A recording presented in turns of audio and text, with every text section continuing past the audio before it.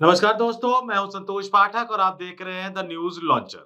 सबसे पहले news launcher की तरफ से हमारे सभी दर्शकों को होली की हार्दिक शुभकामनाएं। रंग लगाइए, अबीर लगाइए और जमकर होली का ये त्योहार मनाइए।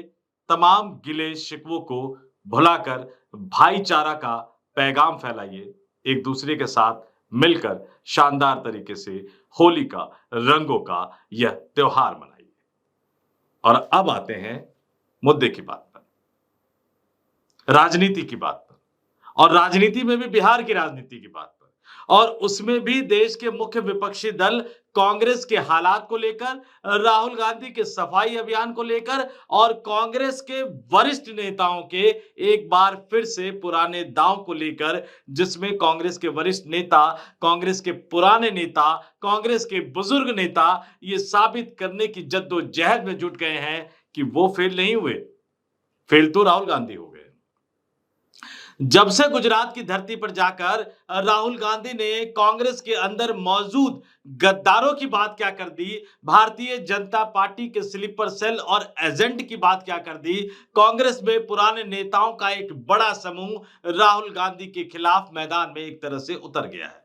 साजिशें रची जा रही है। ठीक उसी तरह जैसे 2004 में राहुल गांधी के प्लान को फेल कर दिया गया, ठीक उसी तरह जैसे 2009 में राहुल गांधी के प्लान को फेल कर दिया गया, ठीक उसी तरह जैसे 2017 में गुजरात के विधानसभा चुनाव में राहुल गांधी के प्लान को अंतिम समय में जाकर पंचर कर दिया गया।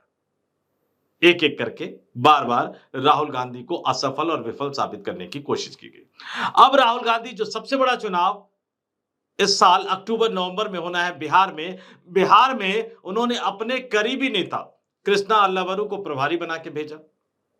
कृष्णा अल्लावरू प्रभारी बनने के बाद 4-5 बार बिहार का दौरा कर चुके हैं। राहुल गांधी खुद 2 बार पिछले कुछ महीनों के दौरान बिहार का दौरा कर चुके हैं। पार्टी कार्यालय में कांग्रेस नेताओं, कार्यकर्ताओं के साथ संवाद कर चुके हैं। राबड़ी देवी के आवास पर जाकर लालू यादव, तेजस्वी यादव, राबड़ी देवी, उनके पूरे परिवार से मुलाकात कर चुके हैं। उसके बाद उन्होंने कृष्णा अल्लावरू को प्रभारी बनाकर वहां भेजा।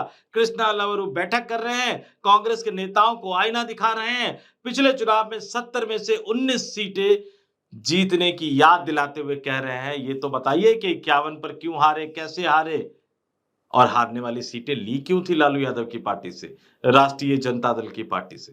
ये तमाम सवाल जब कृष्णा अल्लावरू ने पूछने शुरू कर दिए, जब कृष्णा अल्लावरू ने ये कहना शुरू कर दिया कि पटना में क्यों बैठे हैं, जिलों में जाइए, वैशाली जाइए, सीतामढ़ी जाइए, मधुबनी जाइए, दरभंगा जाइए, नवादा जाइए, गया जाइए, सासाराम जाइए, औरंगाबाद जाइए, क्षेत्र में जाइए, काम कीजिए इलाकों में जाके, तो नेता बौखलाने लगे। कहा जा रहा है कि कांग्रेस के जो बिहार प्रदेश के जो अध्यक्ष है, वो एक तरह से शिकायत कर रहे हैं कि नहीं नहीं, ये तो जो नए प्रभारी आए हैं वो ढंग से काम नहीं कर पा रहे हैं। और इसके बाद एक नया खेल शुरू हो गया। वो खेल लालू यादव और तेजस्वी यादव ने शुरू कर दिया। राहुल गांधी का लक्ष्य ये है कि बिहार में कांग्रेस को मजबूत करना। किसके लिए मजबूत करना चाहते हैं? महागठबंधन का हिस्सा है कांग्रेस पार्टी। अगर बिहार में कांग्रेस पार्टी 30 से ज्यादा सीटों पर चुनाव जीत जाती है तो तेजस्वी यादव के मुख्यमंत्री बनने में आसानी होगी। लेकिन लालू यादव, तेजस्वी यादव ये तो चाहते हैं कि सरकार हमारी बने, लेकिन उस नई सरकार में कन्हैया कुमार को नहीं चाहते, पप्पू यादव को नहीं चाहते। उनके साथ लालू यादव के परिवार के रिश्ते पप्पू यादव के साथ तो सब जानते हैं, और कन्हैया कुमार, लालू यादव अपने बेटे को बड़ा नेता बनाना चाहते हैं, कन्हैया कुमार से कहीं ना कहीं डर लग रहा है उनको। तो जब राहुल गांधी ने कांग्रेस का रिवाइवल प्लान बनाया, कांग्रेस को बिहार की राजनीति में फिर से जीवित करने का प्लान बनाया, कांग्रेस को फिर से बिहार में मजबूत करने का प्लान बनाया, अपने करीबी नेता कृष्णा अल्लावरू को बिहार में प्रभारी बनाकर भेज दिया, और कांग्रेस ने यह फैसला कर लिया कि बिहार में एक बड़ी यात्रा निकाली जाएगी। और वो यात्रा क्या है? बिहार में पलायन रोको, नौकरी दो यात्रा का ऐलान कर दिया गया। और वो यात्रा निकाली जा रही है चंपारण के गांधी जी का आंदोलन जहां से शुरू हुआ था, भितिहरवा गांधी आश्रम से पटना तक बिहार के अलग अलग जिलों से वो यात्रा होते हुए पटना पहुंचेगी। 16 मार्च से वो यात्रा शुरू होने वाली है।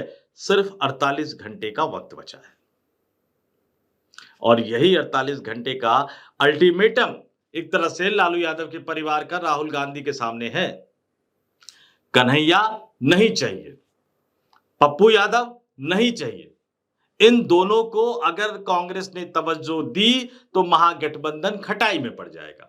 और बड़ी विडंबना देखिए, जिन नेताओं को कांग्रेस को मजबूत करना चाहिए, जिन नेताओं को राहुल गांधी के प्लान के साथ खड़े होना चाहिए, क्योंकि कांग्रेस की मजबूती में ही कांग्रेस के कार्यकर्ताओं और नेताओं की मजबूती है, लेकिन वही नेता राहुल गांधी के प्लान को पंचर करने में जुट गए हैं। उनके द्वारा प्रभारी बनाकर भेजे गए कृष्णा अल्लावरू को फेल साबित करने में जुट गए हैं। और कहा तो यहां तक कह दिया गया है कि कन्हैया कुमार को लाएंगे, पप्पू यादव को लाएंगे तो लालू यादव और तेजस्वी यादव के साथ संबंध खराब हो जाएंगे, राष्ट्रीय जनता दल के साथ कांग्रेस पार्टी के संबंध खराब हो जाएंगे। अल्टीमेटम है। 12 मार्च को बिहार कांग्रेस के नेताओं की एक बड़ी बैठक बुलाई गई थी।